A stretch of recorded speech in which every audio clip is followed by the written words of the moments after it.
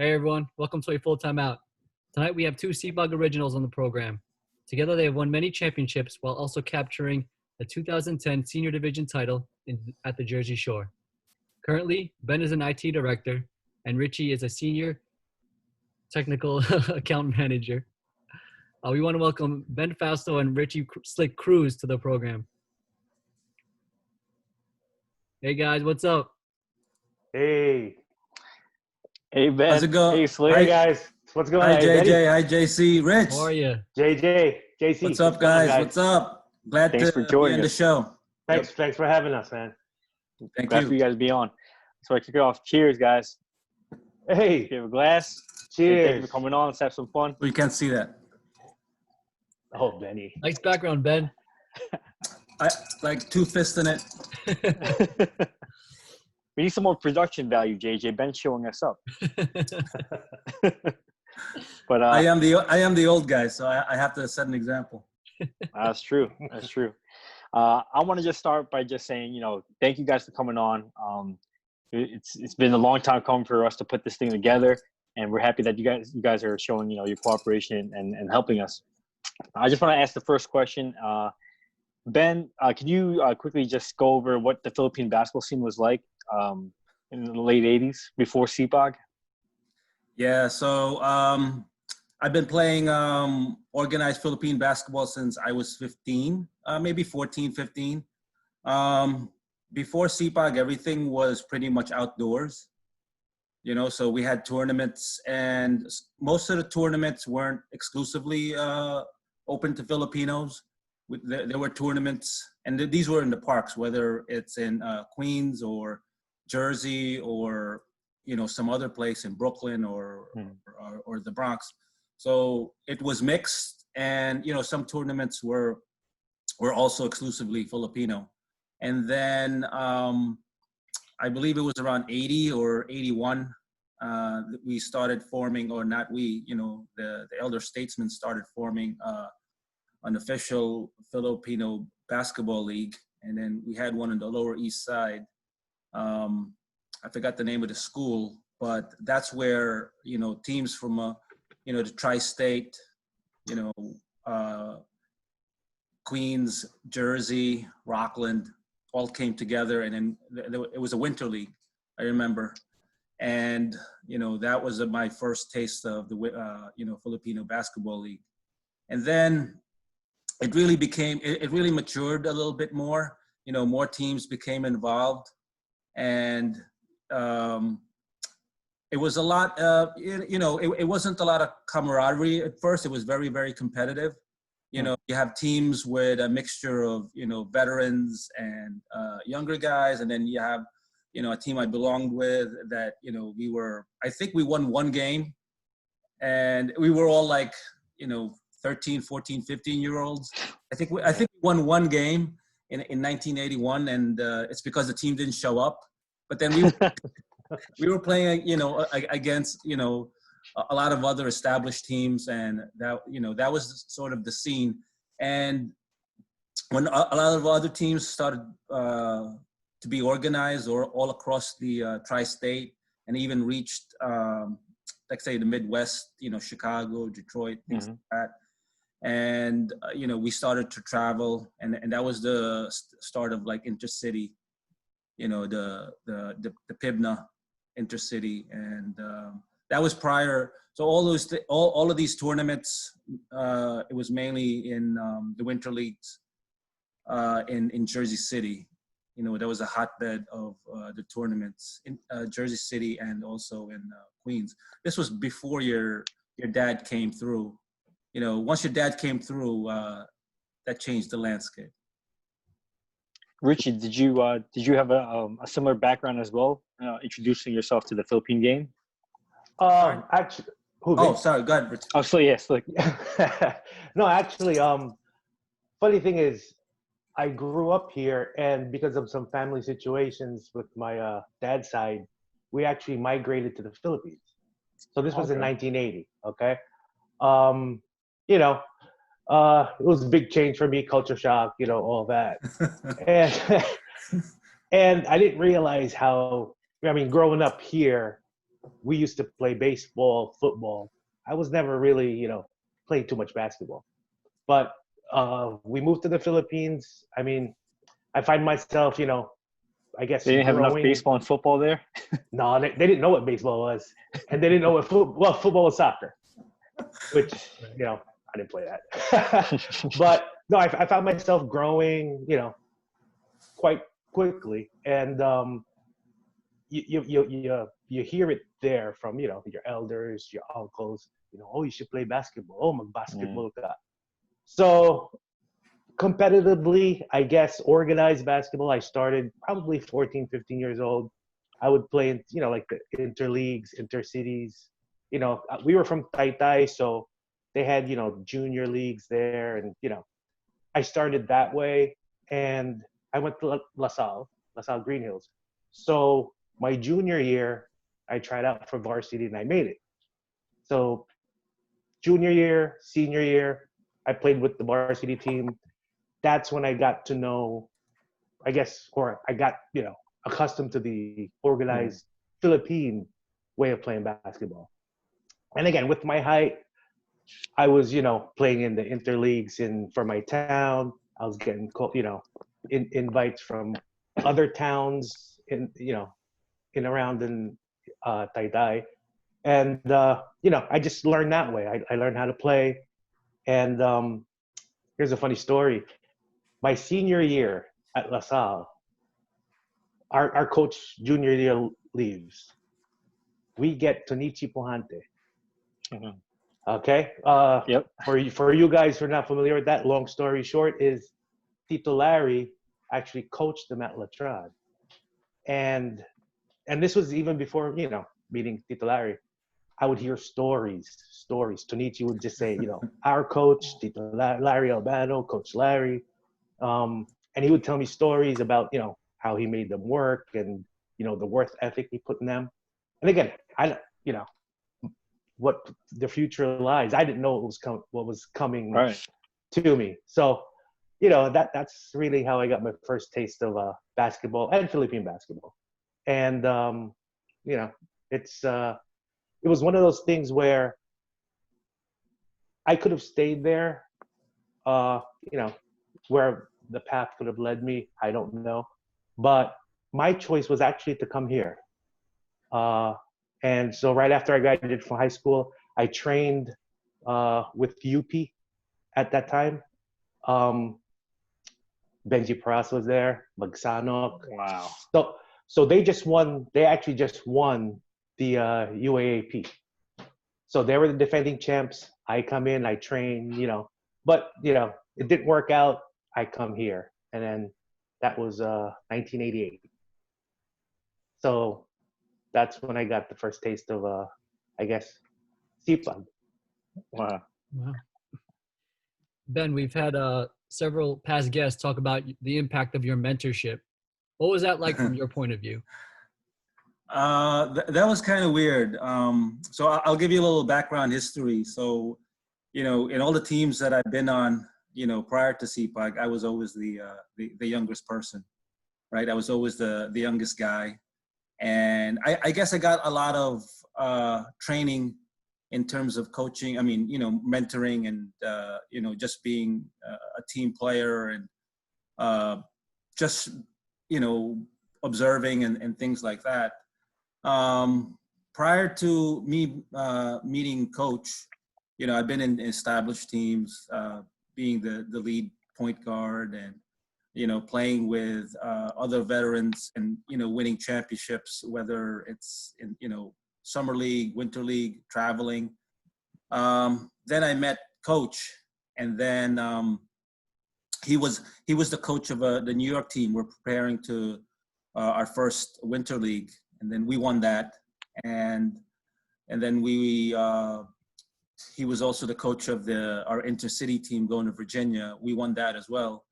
And, he pulled me aside, and there was no SIPAG back then.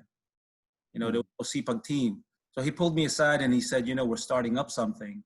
And, I'm asking you to join the team, and I'm going to ask somebody else, Ramon Alba, to Right. join the team because, we need some veteran leadership. I mean, I think the oldest person there in the team was Chris, and then Jerry, and all the other guys. But they were all teenagers. I mean, at the time, I think I was 19, 20. And then he talked to me. He actually convinced me. I was like, Coach, why should I just like leave this team? And, we just won back-to-back championships. And, we're dominating here. He goes, yeah, but we want to do something, different over in Staten Island. And, we want to start up a team. It's all about community. It's all about families. And, I bought into it, right? And he told me, you're going to have to, get these guys under your wing, coach. I mean, mentor them and then, help them develop because they're the future. And then he told me, there's going to be a handoff later on where you're going to have a diminished role and these guys are going to elevate themselves and really, take it to the next level. And I was, 19, 20 at the time. And, he was telling me the big picture. And he said, right now we only have like one team aside from a senior team. I think that was the only teams really. And then he said, but we have big plans with, developing, the other talents in different levels, different age groups. So that was the first thing I've ever heard of that. I mean, all in my playing years, it was all about just the juniors and open. And, there were no girls, there were no peewees, there were no, there was nothing. Right. So when he was explaining this and really trying to, expand and enhance the Filipino community in that way, I was really excited about it. And that's why I joined. There was a lot of resistance from the SIPAG families, me joining because it was exclusively Staten Islanders, right? And I'm from Queens. So there was a lot of resistance, but, they came around. I mean, under, I was sponsored by, Doc, Yulo, Jerry Robbo, Emmy, Ray Barrera, those guys, because they've seen me before, and I wasn't like, I had some credible, history, let's just say. Benny, you're making me laugh. I said credible. Slick, first of all, two questions. How'd you get the nickname Slick? What was it like? Yes. We need to bring up a picture. Well, you see, the thing is, I remember growing my hair, and I'm not sure what league it was, but I was like, fuck, my hair's too long. It keeps going in my face. And, what did I do? I just put like a whole mess of gel and I slicked it back. And I guess I'm not sure. I think it was Chris. I think it was Chris who gave me that name. But it was Chris. You'll need to have him verify that. I could confirm it was Chris. He called you Slick because of, I think, Pat Riley.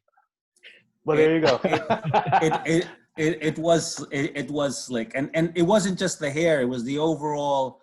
It was the ensemble of from head to toe.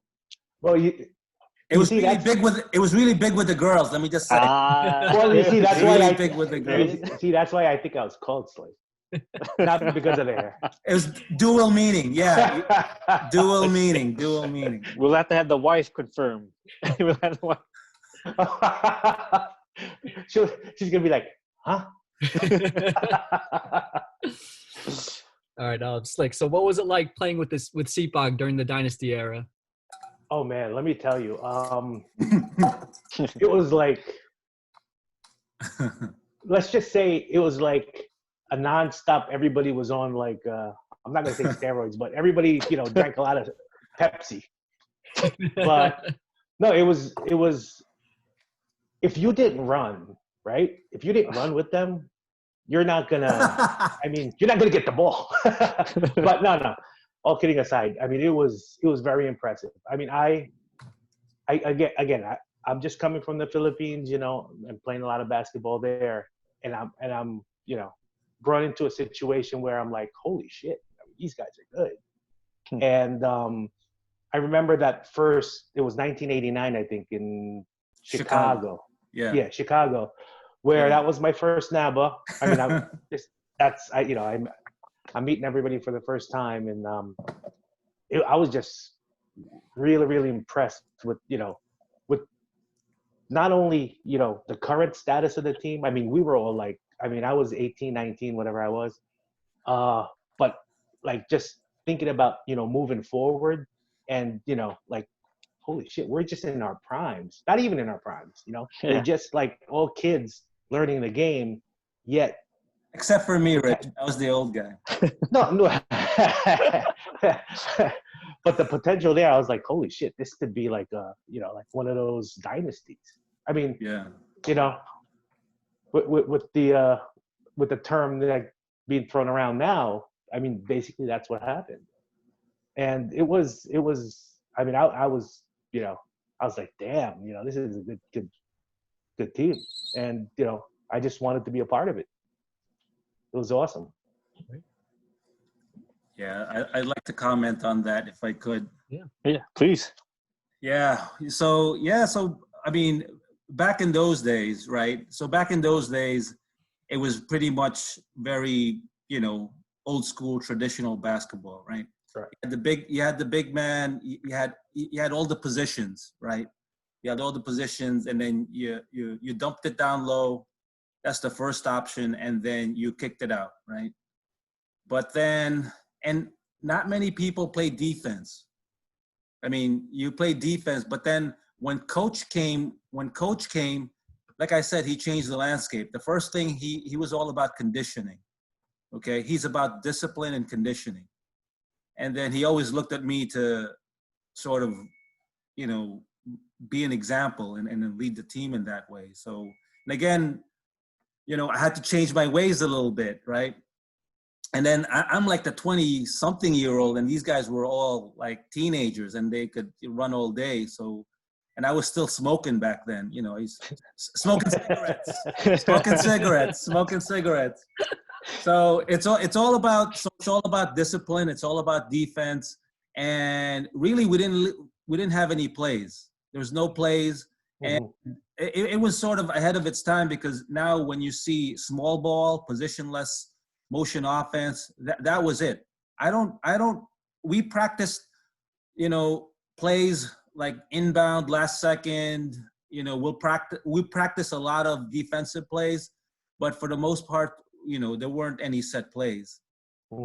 Going back to Chicago, I mean, the start of it was all, we were very much underdogs. When we go into the games, it was by design, we let all the little guys go in first.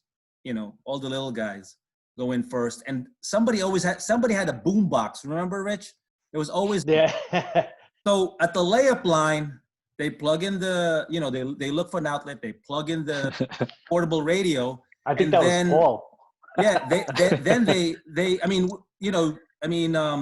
Banj and Champ were there. So they'll plug it in, and then we don't start the layup line until they cue up the music, and you have to put the cassette and everything. And then all the teams are saying, "What the hell is going on?"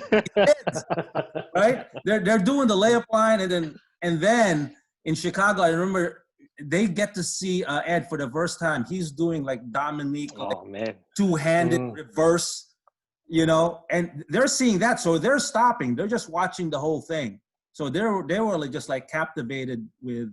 So that was the start. We were very much underrated, and different type of offense focused on defense and just getting a lot of transition baskets. And then one comment, I remember this distinctly. One of those games, I think day one, we just blew out a team like 25 points, right? And they had like 14, 15 guys in their squad.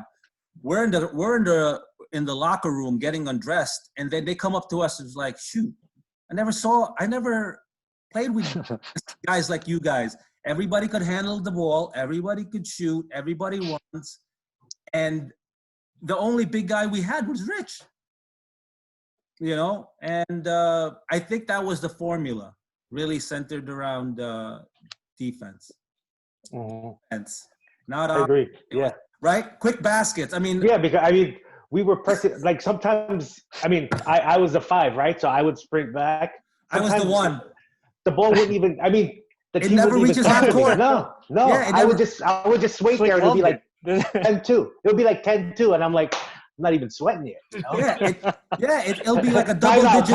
Timeout. Double-digit lead. They never even crossed the half-court line. Yep. Man. Wow. I mean, that's demoralizing, right? Yeah, I mean, geez, the way you describe it, it's getting me started. I'm starting to sweat under my armpits. But Slick, and you kind of just alluded to it. You know, you were known as the SIPAG's big man. You know, how did you guys manage to not only compete but also dominate during that stretch? Well, you see, I mean, I knew my role. My role, I didn't have to score. I really didn't have to score. I knew that all I had to do was, you know, get rebounds, play defense, hit somebody because they, you know, everybody they had big guys, and just, you know, just do as much as I can to stop the other. I mean, play defense basically. Do whatever is needed to stop the other team. And you know, it's again. I mean, I think I was the only big guy for a couple of years, maybe. Yeah. You know, until we got some. I mean, it was really just me, Jerry, and I mean Mon. But just you and Jerry. Ed, yeah, but you and Jerry really were. It's just you and Jerry. Yeah, and again, it was everybody going in for the rebounds. I mean, everybody was fighting. You know, you got the guards going in, Chris, Paul, Mel, and I mean, everybody was going for rebounds. It was, you know. No, definitely by committee. By committee, and that's what was so impressive. It was like everybody just got in there and fought for the rebound, which was awesome. Yeah, Ben, with you as the floor general, you know, how did you help each of them grow into their positions and what they later became? Well, you know, as basketball players, it's all about just confidence, right? So once you develop that confidence and really you have this, you know, ego and really like just supreme confidence. I'll take Chris for example, because I mentioned ego. I mean, that guy's a big him, Chris. I don't know, man. No, I remember Chris. I remember Chris. So quick story with Chris. I remember back in the like mid '80s. You know, we were practicing for intercity, and back in the day, you know, in the '80s, you always had like a ex-PBA player, right, in your team, and all the teams had that. You know, the different cities. So I think it was around 15. So Doc and Coach, I think we were out in a outdoor park. We're practicing, and then they bring him in, and he's just like a loose cannon. He's just like a bundle of energy, you know, Chris. But then when they started seeing him like taking deep shots and making it, it was an eye opener, you know. And he's also very energetic and you know, because he's an established player already. I mean, he played high school basketball. So for me, really, every single one of those guys, I mean, they played organized ball from, you know, they were in elementary school, middle school. I know the whole history because Coach filled me in. The part that I had to help them grow, obviously, is the Filipino basketball part. You know, that's different from them, right? So it's all about athleticism and, you know, organized basketball. When you get to the Filipino basketball, you know, number one, you have to protect yourself. Mm-hmm. So, you know, it's just I mean, especially back in those days, right? You know, right. Early 90s, it's a different era, right? Although we were playing a basketball where, you know, in today's game or in any era, it would still be a very positive, very successful program. So I didn't really have to do so much basketball-wise. It was more on, you know, how to play Filipino basketball. And really, I remember having a lot of pep talks with each and every one of the guys before each game, just to, you know, they were already hyped anyway, but especially Mel, you know, Rommel, you know, he's a very emotional person already. He's not like Chris, like he's the opposite of Chris. he's a big trash talker too, right? So anytime you see Mel, you know, patting some guy's butt after a play, you know he's into it. So he's my number one guy when we did the pep talks. He's the guy that I really need to focus on, because once he gets going, like, you know, Ritzee said, you know, my role is defense and to distribute the ball. Everybody else, you know what they can do. So it's pretty easy. It's pretty easy. Now, for the both of you, is there any particular memories about NABA that stick out to you, or maybe that are your favorite? Rich, go ahead. Me first? Well, it's got to be it's got to be our first championship, right? 1990. Yeah. I mean, 89 again, Chicago. I think we were second. And you know, one of the things again that sticks in my mind is when we were at that award ceremony, and I think Chris and Paul may have mentioned it on their podcast, but when Jerry said, you know, it was Chicago. Yeah, I'm not, you know, sure never mind. But he did say, watch out, something to the sense of like, watch out, you know, get ready for us, something like that.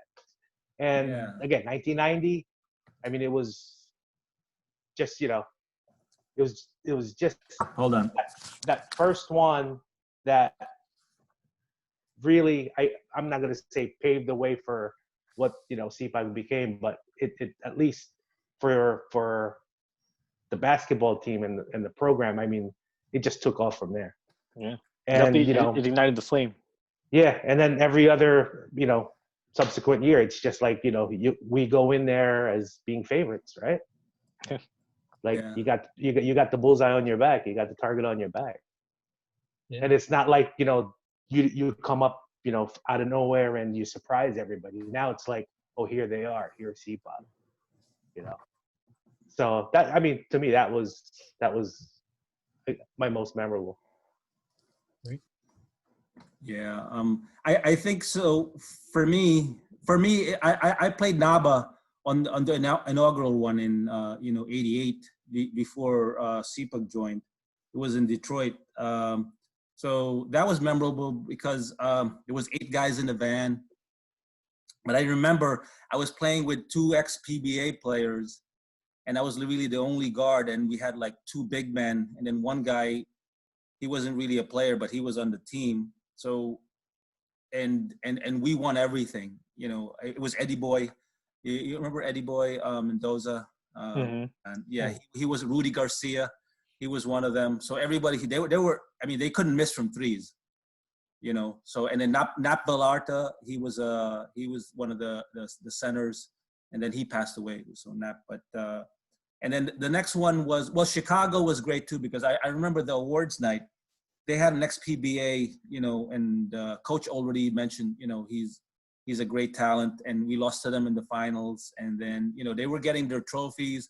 And then I remember during the acceptance speech with Chicago, they said, yeah, you know what, you know, thank you. You know, we really want to thank, you know, Staten Island. You know, they put up a great fight, you know, those young guys, and then they left, right? And then I think the reason why Jerry had a chance to speak, I think he was part of the Mythical 5. So Mythical 5, when you have tournaments, you always pick like 2 guards, 2 forwards, and then a center. And I think he captured one of the forwards, and so he accepted the trophy. And then he said, you know, it's a bittersweet because I have this trophy, and when you guys come to Staten Island next year, you know, watch out.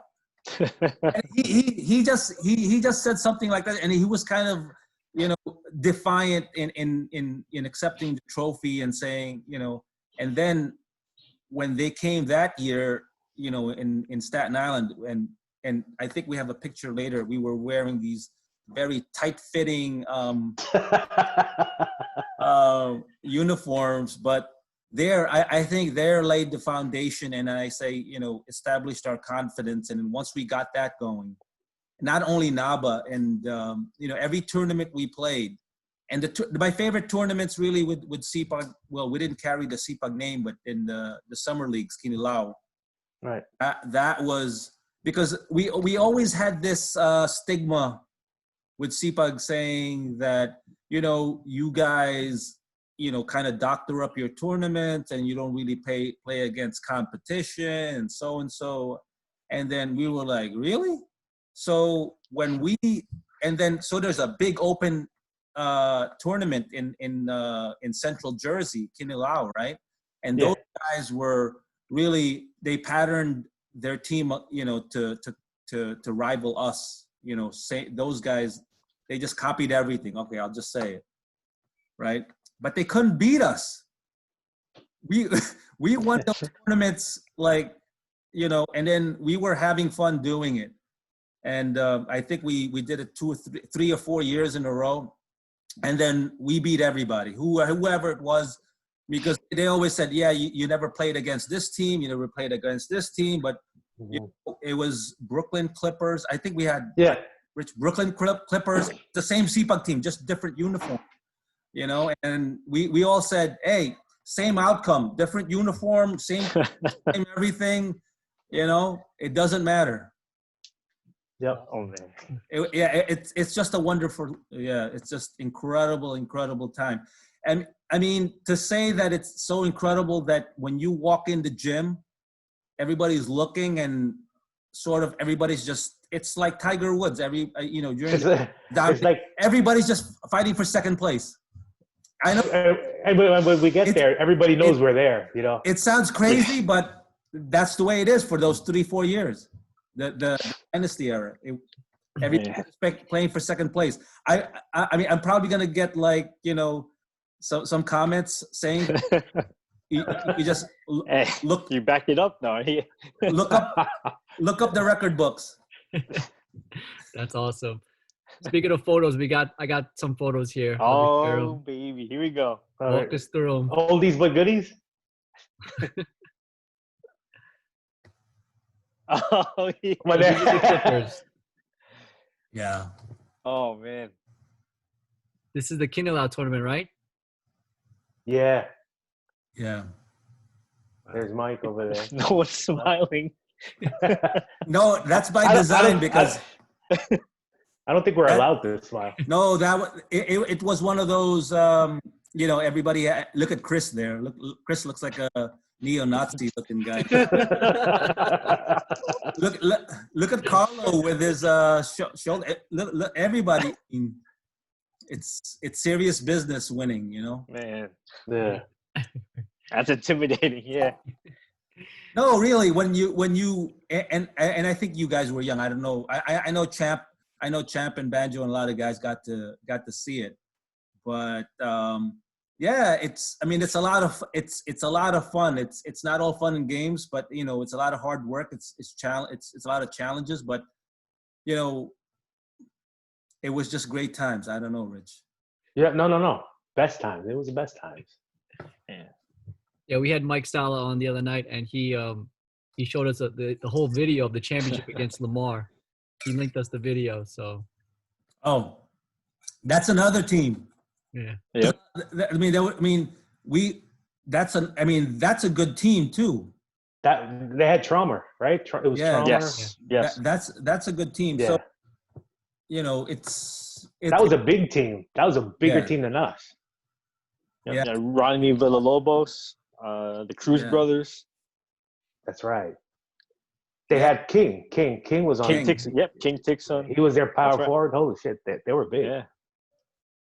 Yeah, and that's the thing that they could never figure that out. Like, they could throw as many big guys as they could, but they could never figure out, like, you know, okay, you have big guys, but they're all down low. You know. Yeah. You can't get the rebound when the ball goes in. Man. Oh, man. We sound That's a like good that, one, Ben. JJ? Can we sound like that? No, that's all. I mean, the I'm ball. learning from you, Ben. I'm learning No, more. the ball. It just moves so much faster than they could react.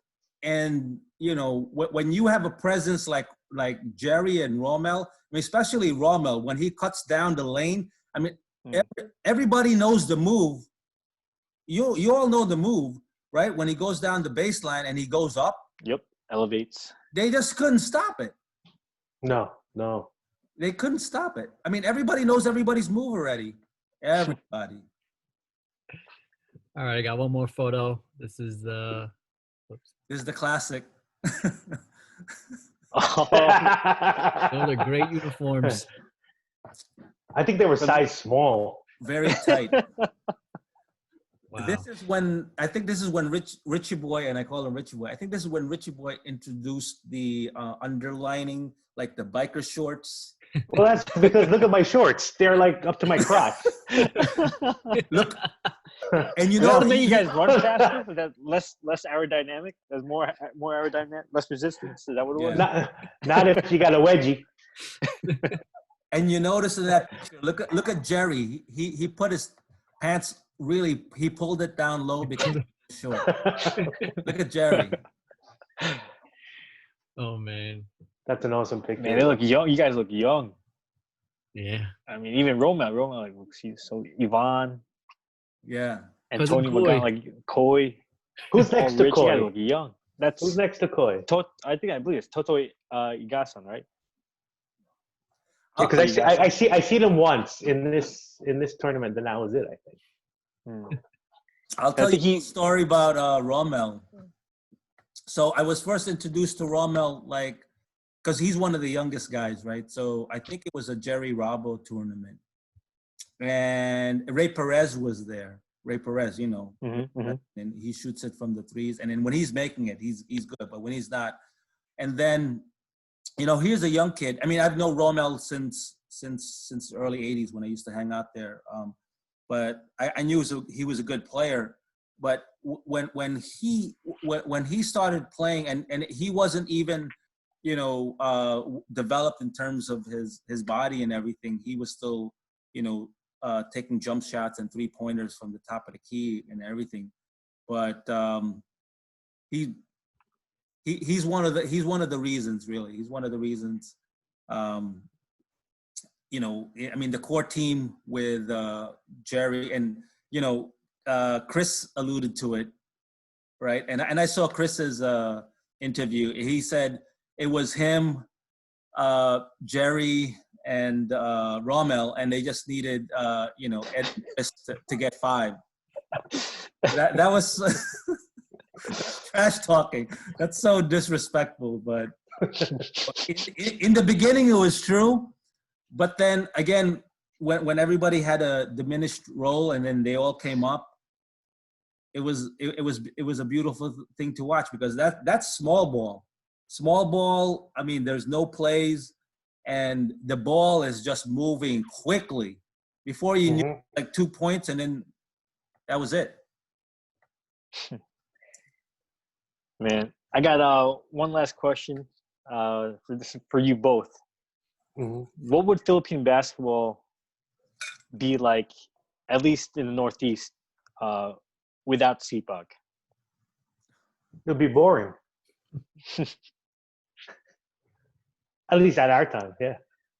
Because I mean, like what Ben alluded to, like what he said, like it was just you throw it down to your big guy, and you know, that's where the play begins. SIPAG didn't have, again, like there wasn't any set play, so everything was moving. It was constant motion, and it was exciting to watch. I mean, I'm watching from the bench, and it was just like, you know, back and forth. So without SIPAG, I mean, Philippine basketball, at least from how I saw it back then, it would have been more. Yeah. How about you, Ben? Yeah, to me, it just goes back to I'll never forget the conversation that Coach Albana had with me. And again, I've been playing, for a while at very highly successful teams. And it was only one division back then, focused on, juniors open or whatever. And then, when he described to me the vision of, family and community and just including all the age group and really, because he's a coach, right? So he wants to develop and grow the game, right? And from all sides, from the boys to the girls to, and that's what we have now.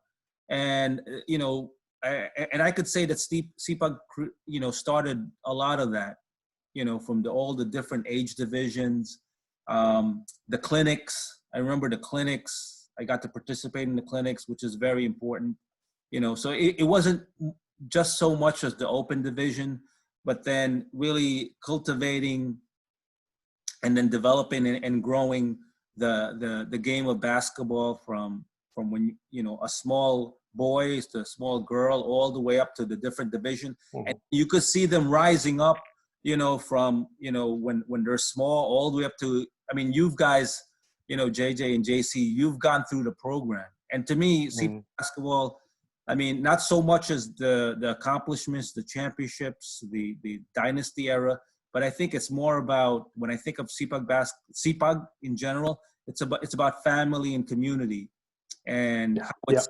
develop and grow, the Filipino community. The Filipino community, using the game of basketball. And that's when I think of SIPAG, really, because you have kids, Rich, and when I think about my proudest moments in SIPAG basketball, it's really about, seeing my son, putting on the jersey. Seeing him play, and with Amanda, seeing her putting on the jersey, seeing her play, and then winning a championship. So it's more about that to me.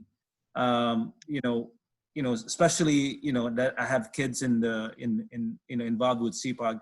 So when somebody asks me what I think about SIPAG, I think about those great times, in the 90s, which was fantastic. It's just unbelievable. But I also think about the family and the community and the children.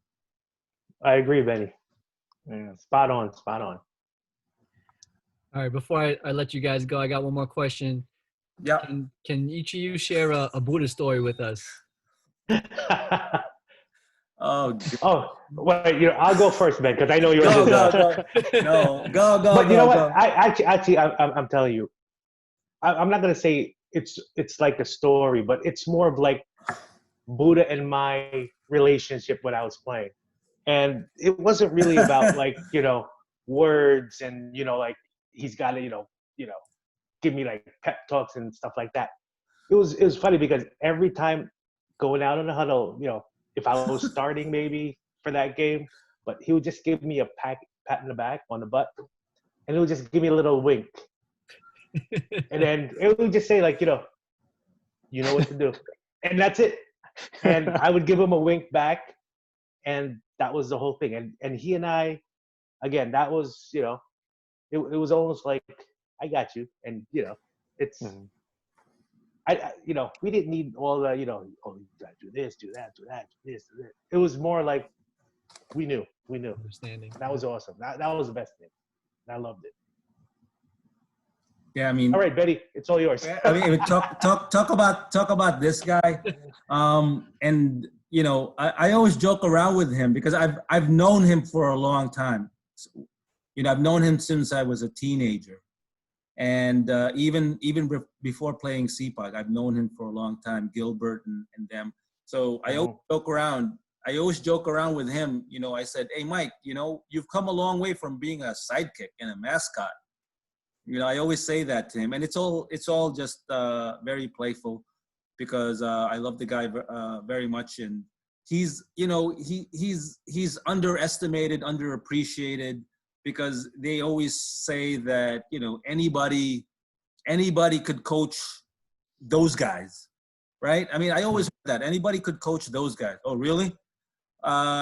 You know, just trying to be in the practice sessions with us and seeing like, the Grosby brothers and the Albano brothers, like, you know, like killing each other. And, you know, I mean, to us, and I know you remember, Rich, the practice sessions was a lot harder than the games. Oh, no. The games were easy. The games were easy. The practice sessions were freaking crazy. Well, that's because we're running 3 hours. Yeah, plus it's very competitive. You know, there's a lot of trash talking. It's competitive. It's very physical. But, you know, so one of the things that Mike used to do all the time is when he's the coach, any new guy that comes in and they're always like hype, he'll always call them over. He'll say like, you know, like, Rich, like from all the way down the bench, he'll get somebody, Rich, come here. And then the guy's like running over there and he's like, okay, yeah, coach. You know, grab me a drink. I'm thirsty. So he always does that. And I mean, he's not so much a, you know, like a X and O's guy. I mean, I know Chris had mentioned that, but it's that deep relationship, that trust, you know, right. You know, and everybody says, you know, it's coaching by committee. You know, he really developed a good, not just with us, and you could see it, you know, after our group with all the other groups. Yeah. It's not easy managing people. It's not easy managing egos, especially when things are not going good. But he did that. He did that, and you know, his you know, record speaks for himself. Accomplishments speak for himself, and he really had a passion, and which I miss, and everybody misses, for, you know, welcoming the newcomers, and you know, with the clinic and the program. To him, it's all about the program. I mean, when I think about like SIPAG pride, I mean, he's not from Staten Island, but there is no one more dedicated and committed to the SIPAG, you know, core values and the history of SIPAG. And he's a big history guy. Every single person, every single new person, you know, or especially the young ones, he's always quick to remind them and put them in their place as far as, you know, SIPAG history. And that's something that I kind of miss. We all do. And you're right, Ben. And I mean, Gage and I, we laughed hard because we were those young kids running to the front, thinking that we're gonna get in. Buddah. JC, come here. I need a drink. But for me, they were like, give me your mom's lumpia. Give me one of your mom's lumpia. Well, we miss him and we love him, man. But by the way, that's a true story that Chris said. You know, critical point in the game, he called, and then he looked at the scoreboard. Which are we again? Home or guest? True story. Oh man, I mean, we love him, we miss him, and you know, he, like you said, he's a SIPAG historian. He was very big on making sure that the younger generations knew who you guys were. You know, he knew who, you know, the Grosby brothers were, the Albano, Rommel Santos. You know, he was big on that, and that's something that we're, you know, obviously we're gonna carry with us. And a big reason why JJ and I started kind of timelining, you know, the SIPAG organization. So yes, thank you, Buddah, again for everything. We love you. Yeah. You guys, you know, the five are always are the ones known, you know, for putting SIPAG on the map. But now people realize it's you guys were kind of the cornerstones on what the program was built on. You know, being the veteran leadership, Ben being such a big mentor to you know, to Paul and the rest of the guys. Like, you know, if you watch the other episodes, they mention you guys a lot.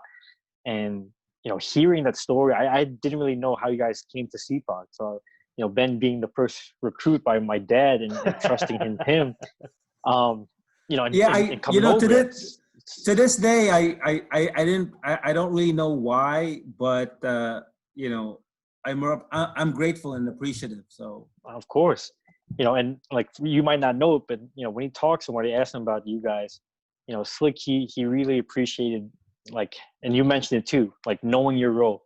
You know, this is crazy. I put up know your value on the team. Yes. So yes. Once you said that, and I mean, obviously that's a quote that I've heard from him many times. But he appreciates the fact that you knew your role. Like you said, you were SIPAG's first big guy, and you're pretty much the opposing big guy's stopper. Ben, floor general, pure captain.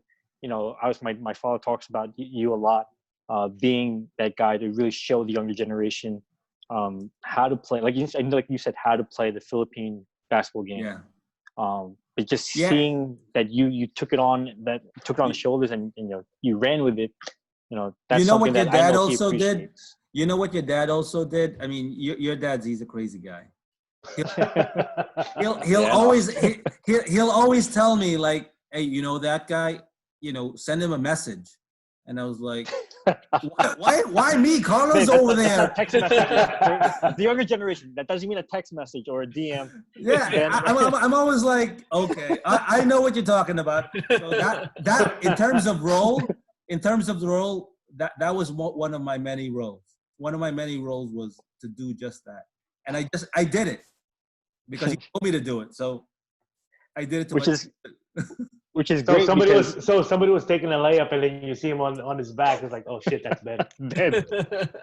That's great because honestly, that just confirmed. So if you guys knew my dad as a player, and just to be short and sweet, is he was exactly both of you guys. Believe it or not, he was a big guy. He played big guy at least, and defensive minded. But like you said, Ben, he wasn't afraid to send a message, as he would say. So just seeing that, like I could see why he needed and wanted you guys there from the beginning. And then obviously, the five took it and under what they learned from you guys. So this has been great. Thank you so much for sharing your experience and your history. Like I said, I didn't know so much, but Ben, you're still mentoring Ben. I appreciate you for that. He still mentors me. But that's the beauty of it. Like you said, SIPAG was about family, right? Yeah. About the community. So, you guys living it, as JJ, we speak for ourselves, as a younger generation, we appreciate that. And hopefully we will continue that with not only this segment, but obviously when we finally be able to get back on the court. This is great, guys. Thank you, JJ, JC. Thank you very much for doing this. I've watched, I didn't know about your videos. I mean, Danny Boy was the one who was like, oh, hey, watch Chris, watch Paul because he mentioned you. And then I watched it, and then I watched all the other. So thank you so much, guys, for doing this and for the work that you're doing. This is very, very valuable, and we appreciate it very much. Thank you. Yeah, thanks, JC, JJ. Awesome job, man. Thanks for coming on. Thank you, guys. Yeah, Thank you, guys. Have a good one. Cheers. You too, guys. Cheers. To Buddah. Exactly. Cheers to Buddah. Foods. All right, guys. All right. Good night. Thanks for watching A Full Timeout. Till next time.